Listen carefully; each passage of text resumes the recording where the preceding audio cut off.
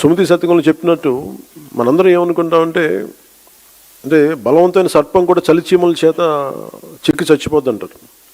మనందరం ఏమనుకుంటాం, మనకు స్థాయి లేదులే, మనందరం చిన్న మనుషులే పెద్దలు అనుకుంటాం, ప్రతి ఒక్కరు ఈజీగా మాట్లాడేయచ్చు అనుకుంటాం. కానీ ఇలాంటి ప్రతి వ్యక్తి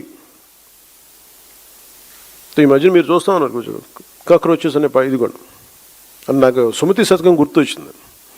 అంటే చాలా చిన్నగా కనిపించే క్రిమి కీటకాలు కూడా, చిన్న చీమలు కూడా ఒక బలవంతమైన సర్పాన్ని చంపేస్తాయి అన్నట్టుగా చిన్న చిన్న ఆలోచనలు ఇండివిజువల్ వ్యక్తులు వీళ్ళందరూ కూర్చొని మనకి సరైన దేశం తాలూకు గాఢతని కానీ తీవ్రతని కానీ దీని తాలూకు లోతుని అర్థం చేసుకోకపోతే చాలా డివిజివ్నెస్ యాటిట్యూడ్తో మాట్లాడి దేశం తాలూకు సమగ్రతని బలి చేసేయడానికి ఎప్పుడు శక్తులు సిద్ధంగా ఉంటాయి.